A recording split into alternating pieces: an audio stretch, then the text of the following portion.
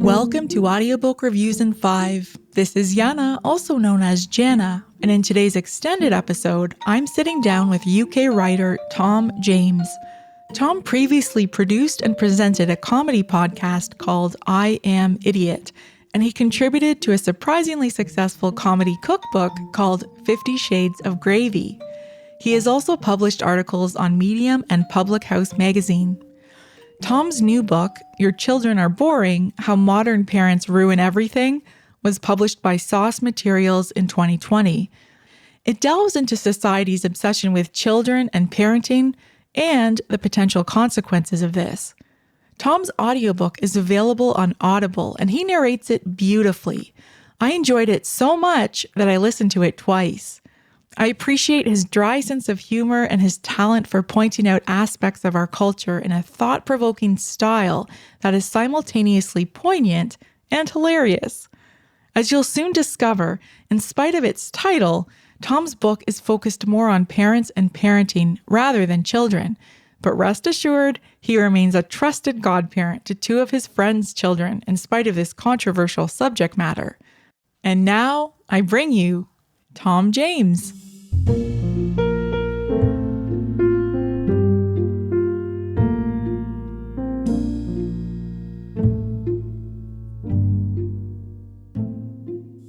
Tom, welcome to the podcast. I'm looking forward to our chat today. Can you start by telling us what prompted you to write this book? Sure. Thanks, Yana. It's nice to be here. Yeah, I think it was, I think that I can trace it back to a individual moment, definitely, that tied a lot of things in for me and got me kind of thinking. And it was probably quite an innocuous, common moment in some people's lives or some experiences, which was, I went for a lunch with some friends. I went with my girlfriend at the time, and these friends had just had a new baby. And so they did that thing of bring the little gurgling thing along to lunch, and I can all sort of coo over it and fawn and say, yes, it looks like, you or her, or when in fact you just think it looks like Winston Churchill. They all look like Winston Churchill. Boys or girls, it doesn't really matter. Some version of Winston Churchill. I'm willing to bet you didn't say that, though. No, I didn't. No, I left that for the Christmas card. So, yeah, so we were doing the usual thing we've done a million times. And then the question came from my friend's partner, which was, so when are you two going to have kids? And we'd been together a couple of years, maybe. We were absolutely sure that it wasn't on our agenda. At least we talked about it, and neither of us were particularly interested. We kind of sort of mumbled and fumbled for words and weren't really sure what to say. I kind of looked at my girlfriend, she looked at me, and but my friend's partner was quite pushy with it, which was I've had the question before from friends, but she was quite pushy in that, and she didn't mean any harm, but she was pushy in that she sort of said, "Come on, it must be what you want," and it was pointed at my girlfriend, and it was much more about her and the thinking the body clock and this kind of all this stuff that gets trotted out, and we kind of deflected, I would say, and moved on, went on to some other subject. And have you seen any good Winston Churchill films recently or something? And, yeah, and but we chatted about it afterwards, and it really got me thinking about all of it and about my reasons, I guess, that I hadn't ever really been that interested in it. And it sort of sent me on this bit of a spiral, if you like, in a good way, a creative spiral, about what I thought about not just that question, but why some people are what I used to think was childless, and now I try and correct myself and say child-free, and why certain people expect parenthood to be the sort of the zenith of human existence, and which it can be, but also why it's I think so pervasive in society now that it is a universally good thing, and that it should be, particularly with women, it should be kind of your one of your primary goals really as a human is to do that.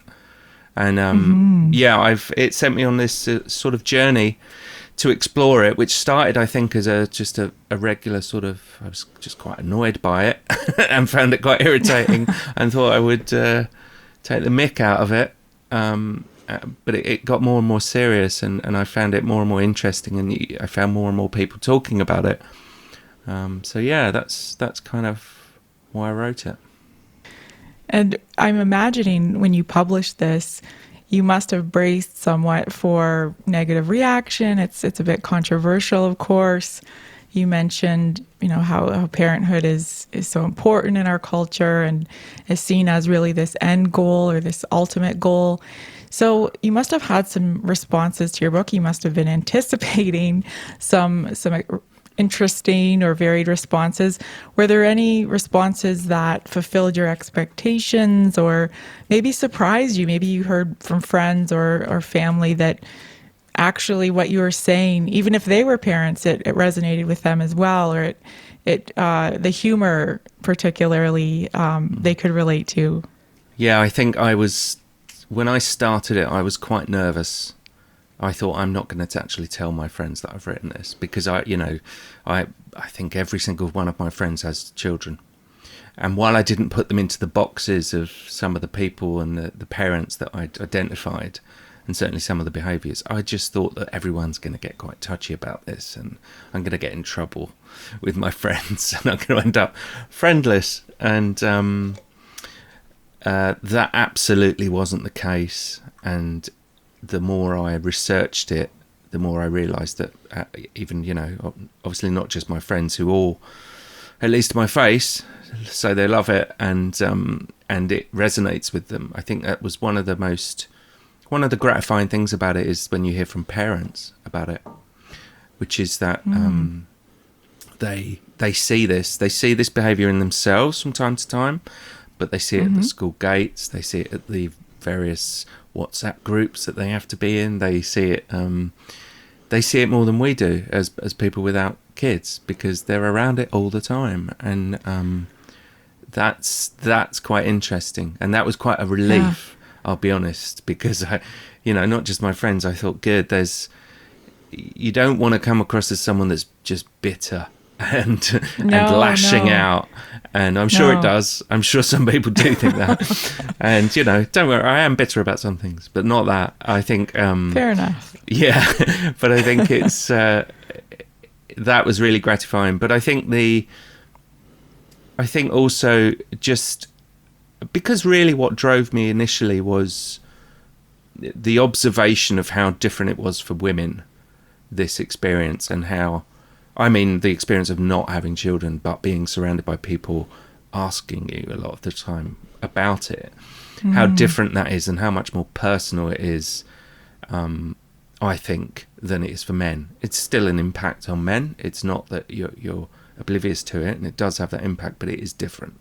And I think when you look at the child-free groups and communities, my experience is they're predominantly female. They're predominantly women on them. And so when I've spoken to women that have read it, which I have, I've had lots of lovely feedback from both sexes, but when you hear it from women, it's nice, because you kind of think some of them have sort of said explicitly they didn't have anywhere to go with these thoughts, and It was a relief that there were people out there, not just me, but there were people out there that felt like this and that thought were able to laugh at it. And we're able to sort of point and go, ha, it is stupid. And that was nice. That was good, because I think there is undoubtedly, and as you'll, probably testify, it is a lot of pressure, and it is not just society, it is media, it is it is the magazines, it is the websites, this stuff is rammed down your throat. It is on the adverts. It is everywhere, and it's very strange to me. And once I saw it, it's that kind of thing. It cannot be unseen, Well, in addition to this pervasive notion that it's always parenthood must always be perceived as a positive and an ultimate goal, I think you're putting words to something that people, to your point, may be thinking to themselves or wondering about. And if you've looked at child-free forums or social media, it might not be entirely surprising or new to see some of those words. But it did make me wonder, parents who are seeing these words probably haven't sought out a way to identify what they're feeling. To your point, maybe they're feeling like, okay, it's a kind of a not happy feeling, so I'm just going to let that go and I'm not going to talk about it. But I think you're articulating some really critical issues that we're all dealing with on some level, and parents especially. Of course, they're completely immersed in parenting. That is the expectation that we have. And yet we're not really talking about it from a critical perspective.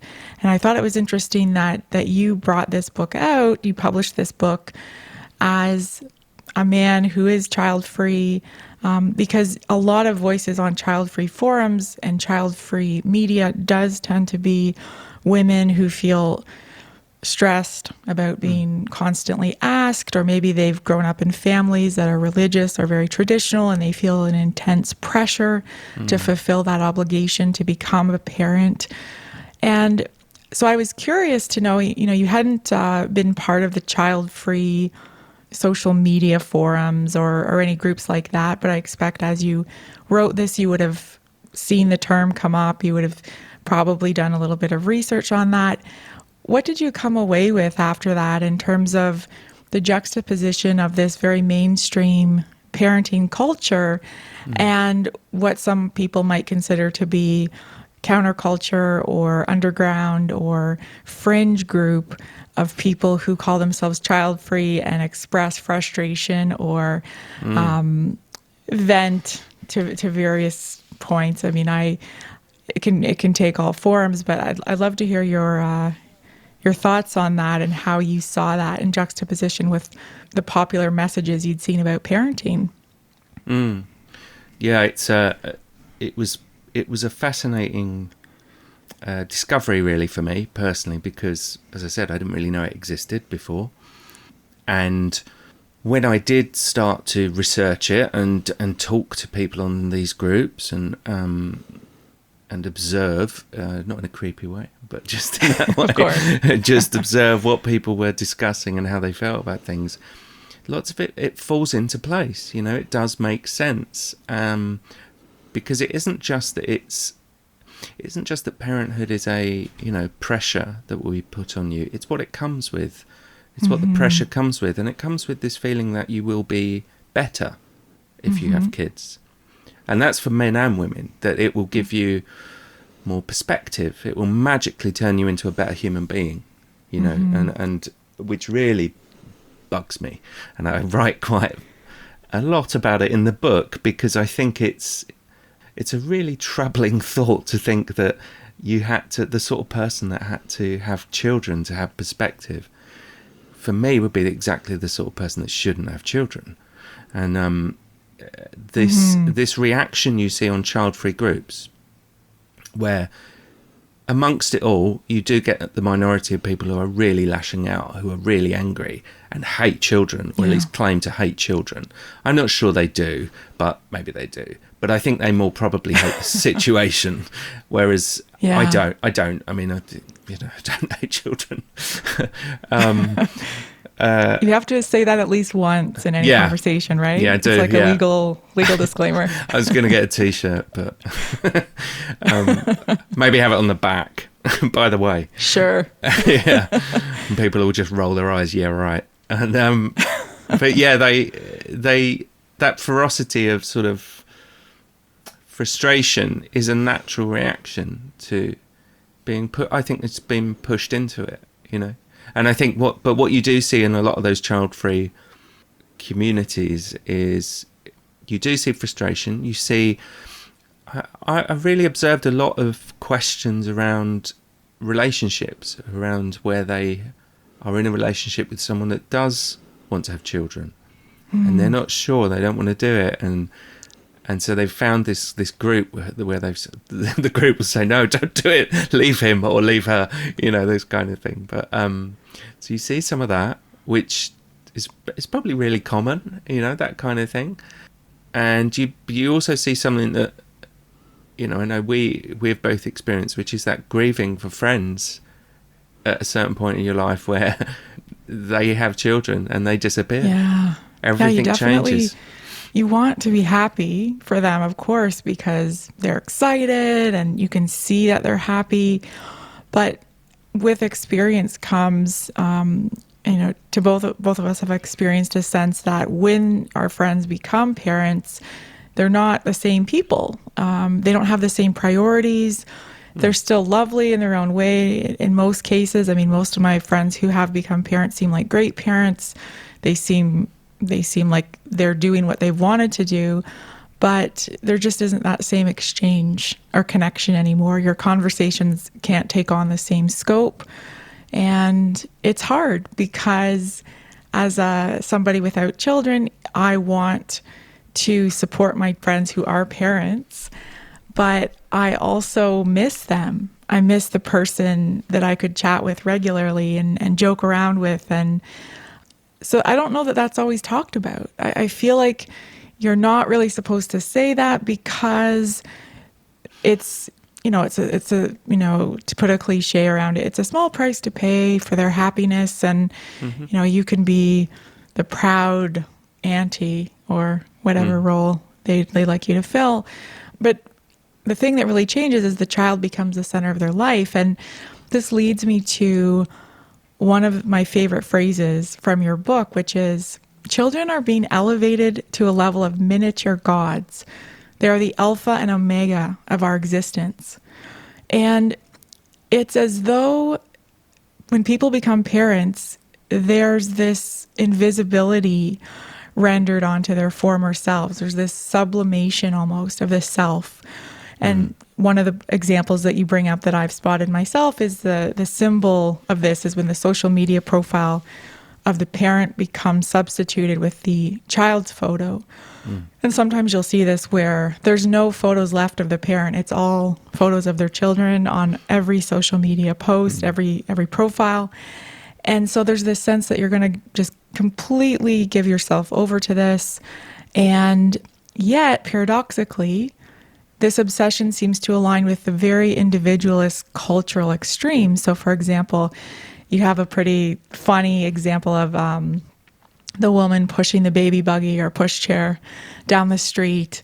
And there's this little old lady trying to make her way and navigate around this just cacophony of motion and sound and complete oblivion.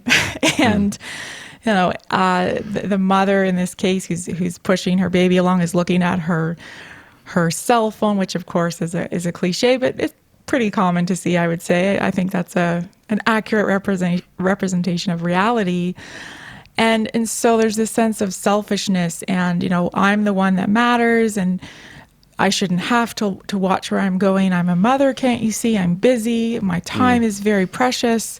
So how do we make sense of that paradox of, revering our, I think the phrase you also used was revering our descendants. We're the first generation that has revering our descendants instead of our ascendants and putting it all on the line, so to speak, for the kids.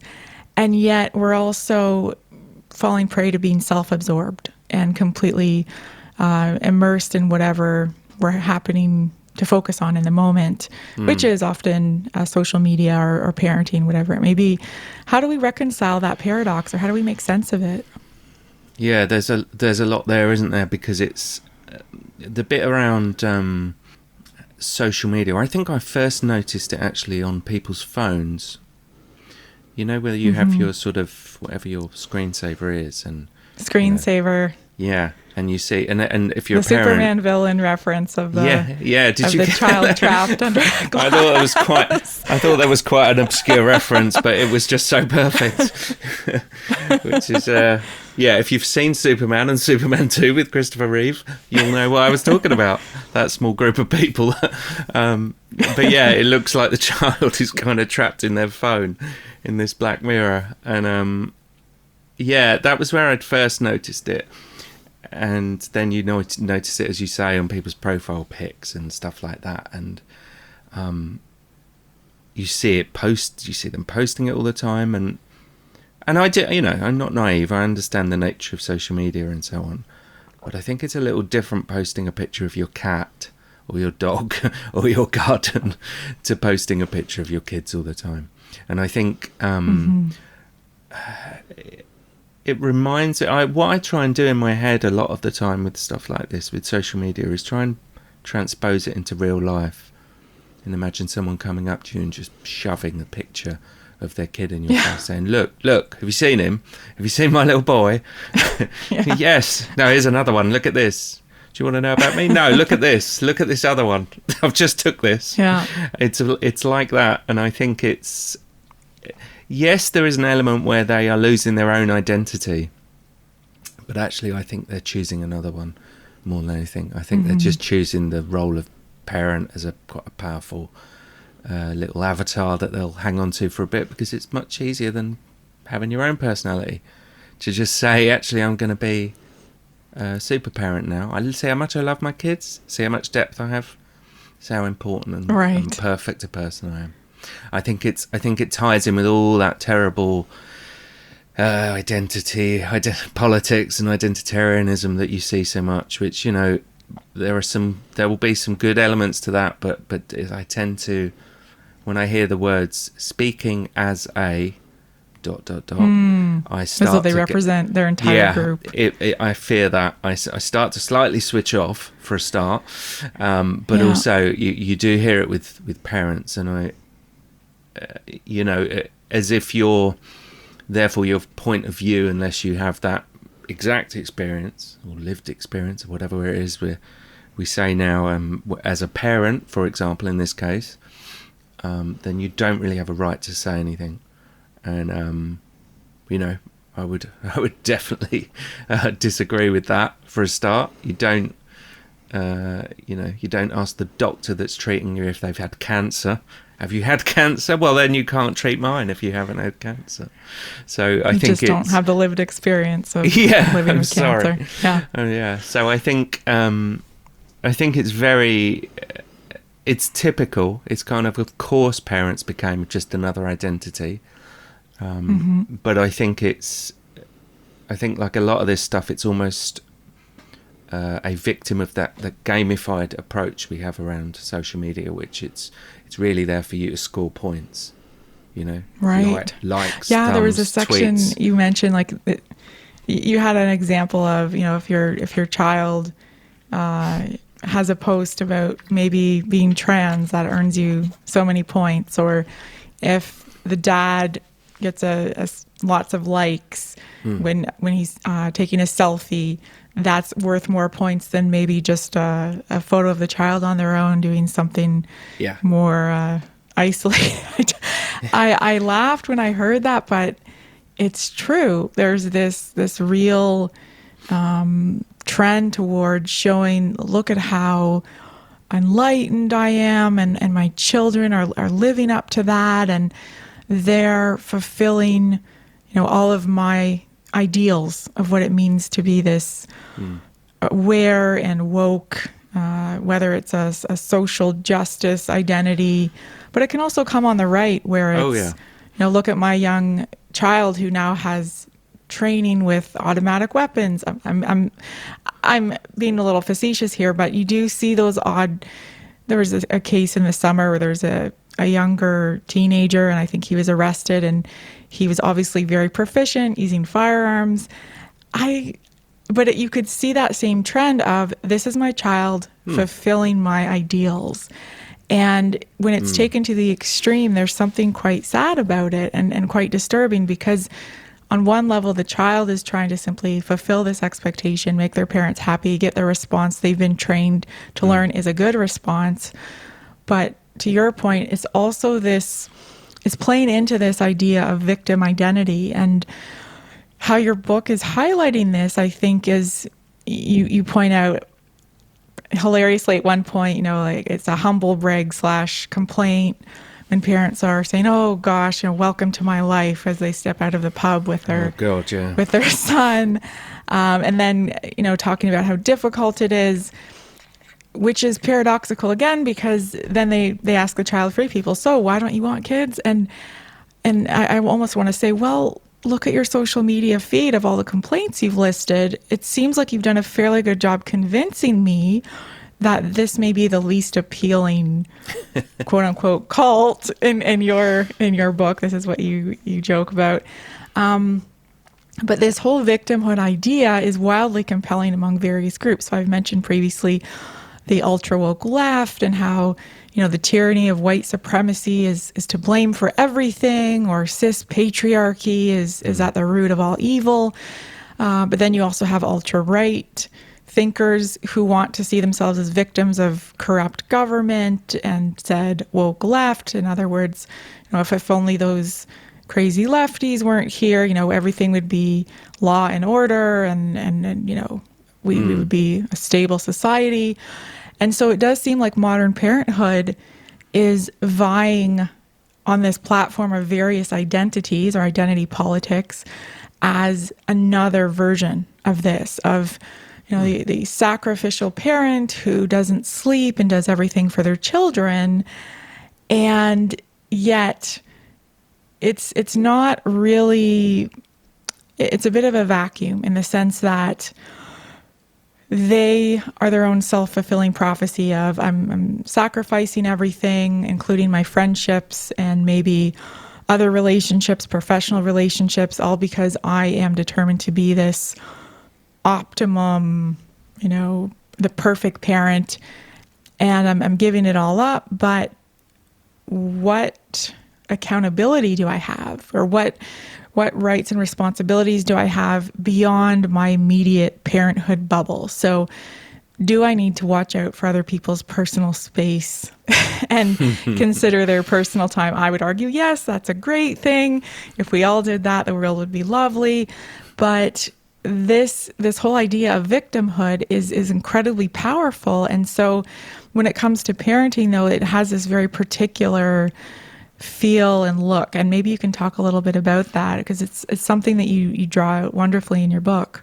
I think that, from what you were saying earlier on as well, about the fact that it's absolutely agnostic parenthood, clearly, in terms of whether you're left wing, right wing, whatever your current ideology or identity is, you'll see mum or dad or whatever in the Twitter bio of all different kinds of extremes, for some reason. It's in there for a reason. I don't put child-free in there. Some people do, but it's put in there to carry some sort of weight, I think. I think a lot of the time it is there to say, I know a little bit more than you, because I've been around a child, and they might be a terrible parent, absolutely awful, but I'm a dad, so sorry, I know a little bit more. And I used to have on a Twitter bio, I did have working mum and mental health professional, because I just thought it was there you go, that's the perfect humble brag right there. And obviously it's not true. I'm neither of those things. But I think there's, it is slightly a victimhood thing, of sort of, it's a martyr thing. It's it's that thing of liking the smell of burning martyr. That it's a lovely experience, because you get to, for virtually no real sacrifice, and a voluntary one at that, one that you've actually decided to do yourself. It's not like it's a mystery that it's going to be difficult raising a child. It's so tiring. Oh, you wouldn't believe how tired I am. Oh, I've barely had any sleep. It's like, yeah, God, that's boring. It's like, is it really? Were you shocked? Were you shocked when you brought a helpless child into the world and it kept crying? What was it you missed? For the sake of argument, do you think parents deserve a break, or we should cut them some slack because of COVID? Because, nobody would have anticipated living through a pandemic. I mean, if you do have kids, to be fair, you can reasonably expect that they will be supervised and taken care of by a public school system, a private school system, if that's your desire. But in this case, for the last year, I think most parents have been caught off guard, justifiably so, like many of us. And do you feel we should kind of cut them a break and say, you know what, they really had it much harder than they ever reasonably expected? From a COVID angle, I guess, coronavirus era that we live in, do you have any thoughts on that since it has predominated our culture for the last year? Yeah, and I've heard from friends about it as well, and so I know that it is not easy, but I've also got friends that live on their own, and that's not easy during this, and with no one as well. So yes, True. Of course it's hard, and it would drive you mad. And I think that particularly for people who are the primary carer for those kids, right, the mum or whatever, or the dad, but they're having to hold down a job at home, but they're not able to get any care to support that. Yeah, that'll drive you mad. And I've sort of observed it myself on a few Zoom calls and whatnot, where you it gets muted all of a sudden and then the screaming starts, and you just sit there awkwardly and think, yeah, that's it, go on, give them hell. And but I think so. Yeah, of course I have sympathy, and I'm at pains throughout. Anytime I talk to people, or even in the book, to make it clear it's not all of them. It's not all the parents. I don't hate kids, and it's not all of them. So I do have sympathy, but I also think that I think I say it in the book. You're not decommissioning landmines. It's children. Right. Try and keep them away from the bleach, and teach them to say please and thank you. And I think that we have a tendency to, again, martyr. Either we martyr them or they martyr themselves, parents sometimes. Yeah. Around and stuff comparisons of pain. Like it's, to your point, this martyrdom of parents gets compared to, this is sort of in the hierarchy of martyrdom. Parents in COVID have it worst, especially single parents, and maybe below that are couples who are parents who are reasonably happy. And everybody acknowledges that it's hard for everybody in an abstract way. But again, this comes back to this martyrdom of, your suffering is more extreme and you deserve more sympathy and more compassion even. I have a hard time knowing what to make of that, because the truth is we're all struggling with different aspects of the COVID situation. And once we start comparing struggles, where does that get us? Is it helpful? I'm not sure that it's totally helpful to compare suffering. It seems a competition. And you point out, human beings were very competitive, and parents use their role and their child or their children as means of competing. And this actually goes to my next question is, a lot of us, if we're not millennials, we are close to millennials in the workplace. We certainly know them. And millennials are notorious for having been pressured to fulfill, their potential, and they're part of the self-esteem movement, and you're wonderful, and participation prizes, and, everybody wins, all that good stuff.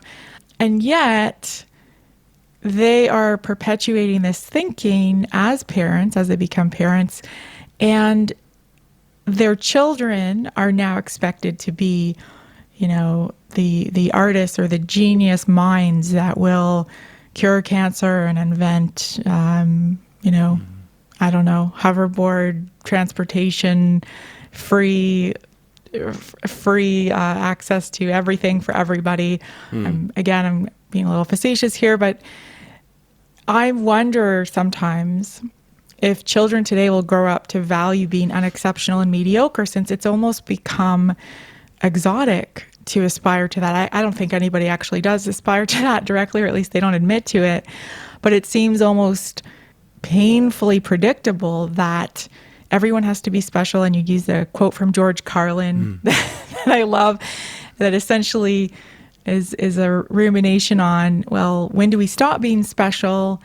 If parents aren't special or adults aren't special, when did that stop? And then if everybody's special, then nobody is special. And so will it somehow become desirable to aim for mediocrity and aim for imperfection as a bizarre twist on this hyper-exceptionalism in the mainstream? I think it's fascinating because, on the one hand, there is that element of constantly being told, as parents constantly feeling like, I think, they have to tell their kids that not only are they special, but they can do anything they want. You can do anything you want. Yeah. You can do anything. You can be an amazing artist.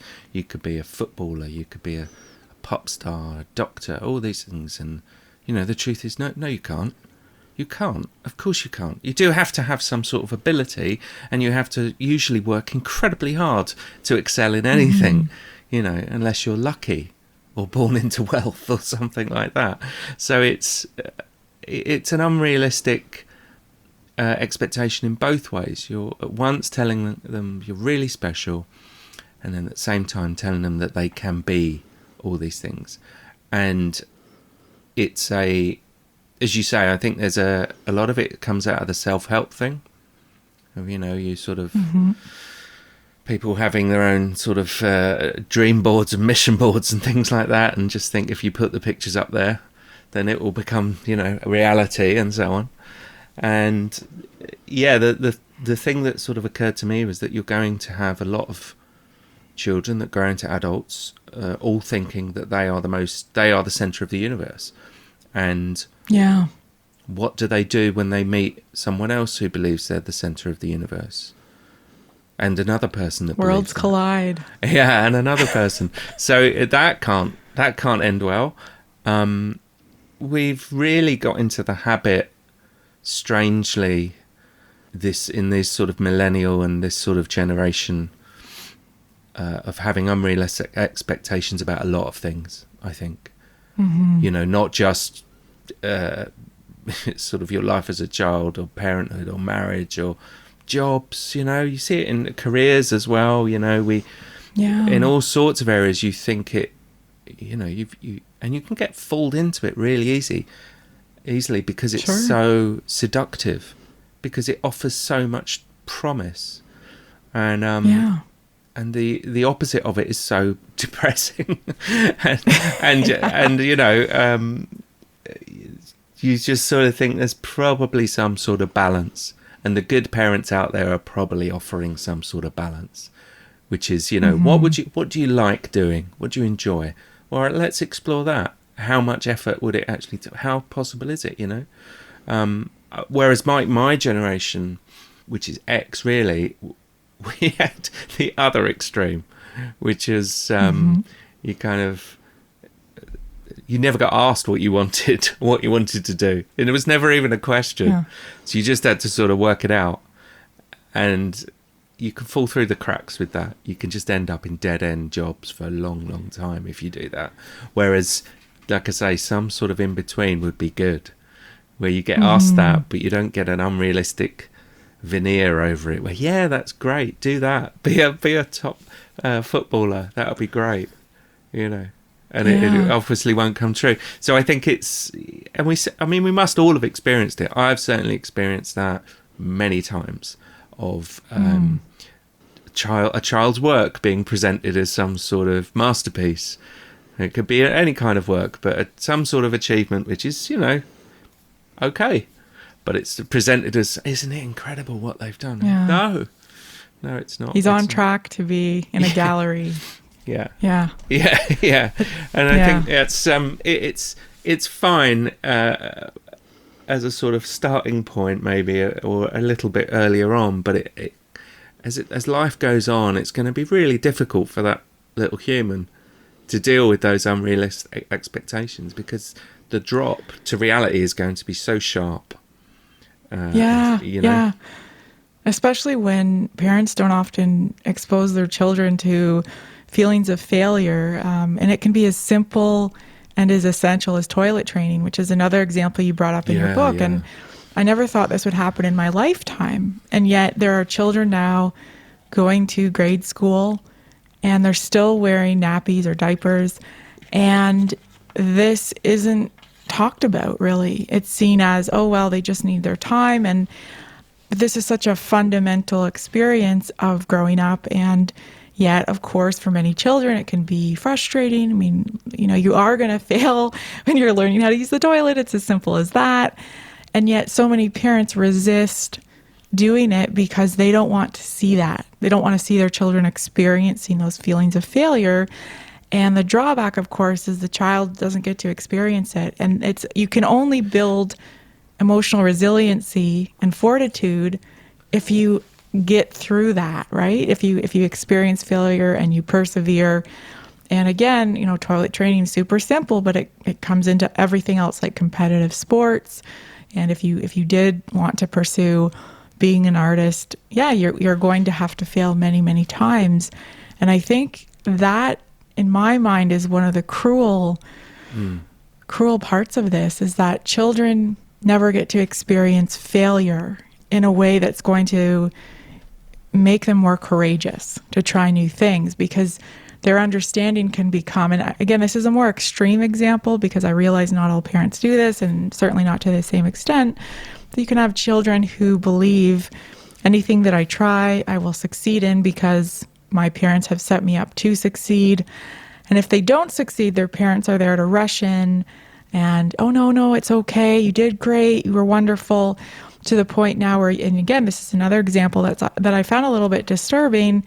Parents sitting in on their children's job interviews, negotiating salaries. I mean, when does it end? There's no end to it. So yeah, it's not to say we should go back to the bad old days, where it was like tough luck and you're just going to have to deal with it. But there is something to be said for failing and learning how to fail, and then trying to take your life into your own hands and fail on your own. Like that's growth, I would think. No? I think so. And I think also, one of the things about if you've never tasted any kind of disappointment or failure, or you're shielded from it a lot, then when it happens, you're going to give up. I think you're just going to, yeah, because it's so shocking. Well, I don't want that. Then I'm not doing that again. And yeah, you might have been really good at that, but you've given up because of that. The amount of pursuits, meaningful, creative, scientific pursuits that involve rejection and disappointment along the way,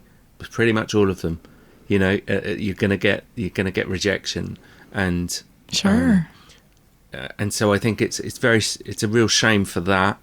I also, what I'm not sure about with some parents and their motivation for it is, I think in some cases it's genuinely that they don't want that the child to be in pain, right? Which, because no parent, you would hope, wants that, and they don't want them to be therefore upset, and they extrapolate pain to disappointment. But I think some parents want to be, and I do talk about this because it maddens me, parents want to be the friends with their kids, and I don't like that, because I think that you have a role, a very clear role for that child. It doesn't mean you can't have some of the aspects of friendship, being easy to talk to, being someone they go to, but that is a parent. You're also there for all these other things, the providing. My friends don't provide for me. Boundaries. No. My friends absolutely don't give me boundaries. Maybe they should, actually, but they don't. But those kinds of things, and you do see that my best mate is my dad, or my mum and me. It's best mates, and I think that's not good. I don't think that's good, because I always think, what aren't you doing then in order to compromise to be friends? What aren't you doing as a parent? Yeah, I mean, presumably not having strong friendships with other adults on the parents' part. Maybe they're missing out there. Maybe not disappointing them. Maybe not saying no. Maybe not providing, some, not necessarily discipline, but just some boundaries around certain things. I'm not sure what the answer is. I think it's an important question, though. Unreasonable to suggest it might have gone too far. And that maybe, trying to be mates with your kids isn't, get your own mates and let them get their own friends. That's kind of part of being a human. We're meant to do that. Yeah. It's one thing to be friendly in your tone. It's a totally different thing to be in the role of a friend. Yeah. And I think you've captured that really well. I see parents who've got really healthy, fun relationships with their kids, and it's lovely, but they're still definitely their mum, or their dad. They are definitely that. Yes. And there is a line that will not be crossed, and if it is, whoa. And then you see others that there is no line, and they're mates. That's that I don't like. Well, if you could offer advice to people who are thinking of becoming parents, they're undecided, what would you say? I would say, really, there must be someone better to ask than me. First of all, but then if they insisted because they'd had some sort of breakdown, I would always say to people, if you're thinking about it, have you considered fostering? Have you considered adoption? Because I cannot think of a more wonderful thing to do. Whether, I just think it's the most wonderful act that a person can do is adoption or fostering. I think those people are, by and large, that is just a wonderful pursuit. So I would say think about that and then think, why not? Because people do think about it and then they go, no, I didn't really want them. Why not? What is it? What is it about then? What is driving you? Because it's a really uncomfortable question as a parent to answer, because it's a primal thing a lot of the time, and it's arguably a bit of a vain thing, a bit of an ego thing as well, and a vanity almost. And it doesn't mean it's that for everyone, but I think it's a good place to start sometimes, is ask, why not adoption? Why have you not thought about that? Yeah. Because I think it's never really... I think the adoption rates, certainly in the UK, have been going down, and that's a worry, I think that's a worry because, I'm not a nihilist, or an antinatalist. That's a whole nother conversation. Oh, right. Those lunatics, but no. But I'm not one of those. But I do think, I don't think there's any right-minded person, actually, that thinks that adoption isn't about one of the most wonderful things you can do. And yet, it's not that popular. It's not really talked about very often. When I was a kid growing up, it was a big thing. It was I knew a lot of kids that were adopted. I knew a few foster kids, and it was I've just always been taken aback at how wonderful and genuinely selfless an act that is, to do that, where you are literally just putting that child first, and you're saying we're going to provide something special for them. So I would do that. More about that. I don't have any insight to shed on that, but I think it's such a fundamental question. If people are really mulling over why do they want to be a parent, that's a great start. And why not adopt? Why not foster? Yeah, I think because there's lots of uncomfortable conversations around things like if then at first you don't get pregnant, you try IVF. People try IVF, which that's one way, and then you might try surrogacy, which I think morally there is no defence of that. Personally, I cannot see one, which I'm sure is controversial in some ways, but I think morally it has no defence. That not when there. Why is that? Why do you feel that way? Because again, I think that for a start, I think on the side of the way it treats women as a womb to be rented, I think is dangerous. I think no matter what people, so I think even that idea isn't healthy. Again, I think really, why not adopt at this point, rather than spend thousands on this kind of stuff? And the other reality of it is that, which people don't like to admit, which is that a lot of it is almost is a very third world kind of exploitation exercise. So just to be clear, you're not thinking of cases where a relative might be a surrogate or it might be a friend. Like it's a much more familial or a close-knit relationship.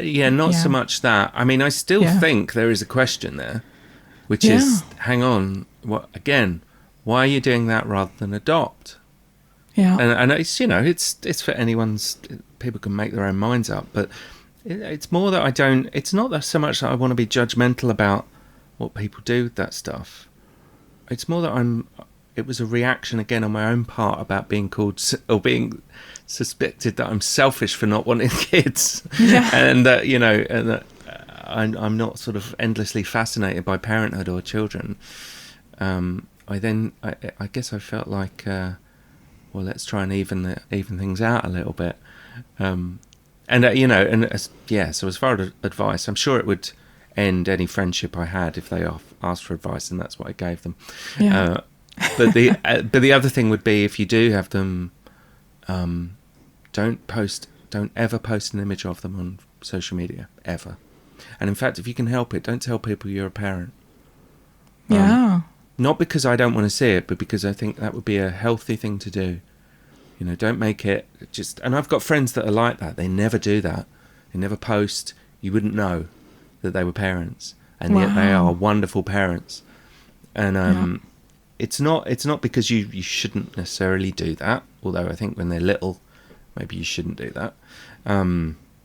It's more that I think, why lose who you are?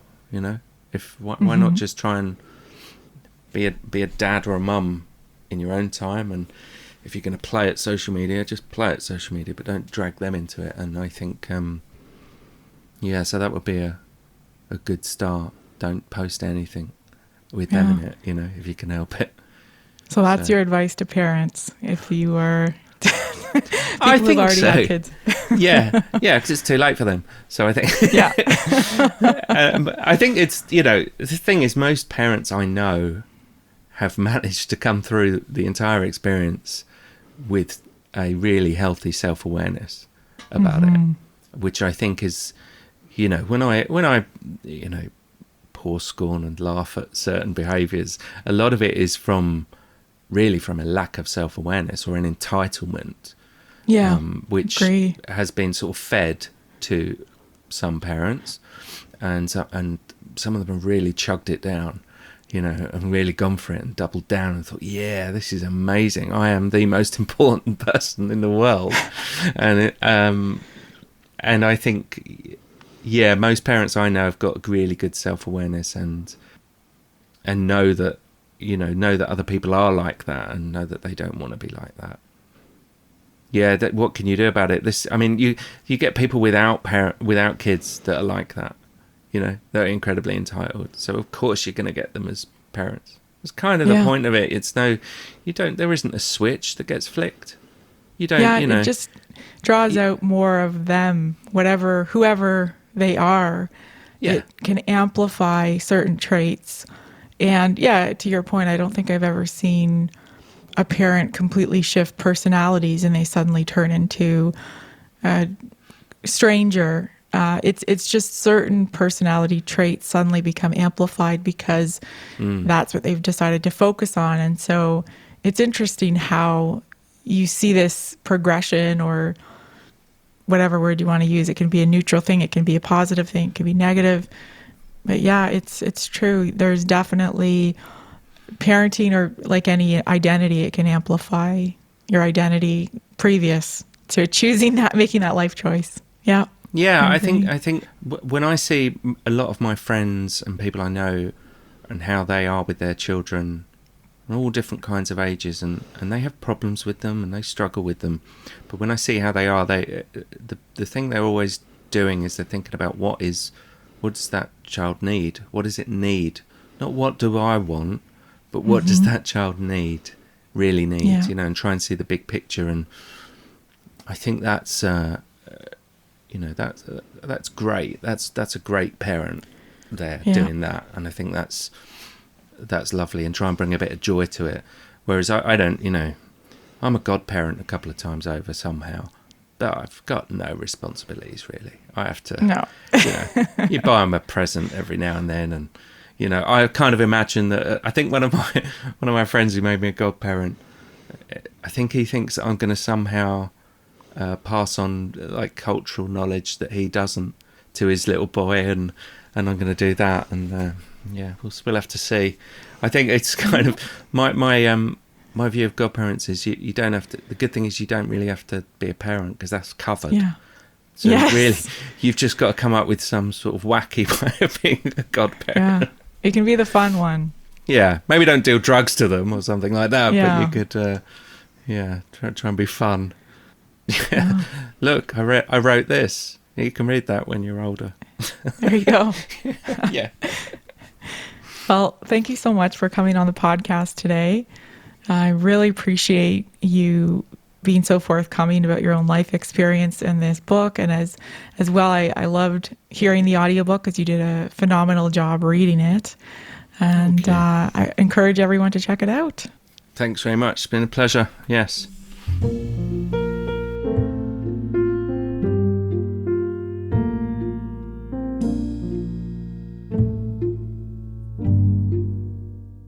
That's all for this extended episode of Audiobook Reviews in 5. Thanks for listening. If you've not yet done so, please follow us on Facebook and subscribe to Audiobook Reviews in 5 on Anchor, Apple, Spotify, and many others. By subscribing, you help increase the profile of this podcast and chances of other listeners finding it. I look forward to checking in with you all again soon. Please stay safe and be well.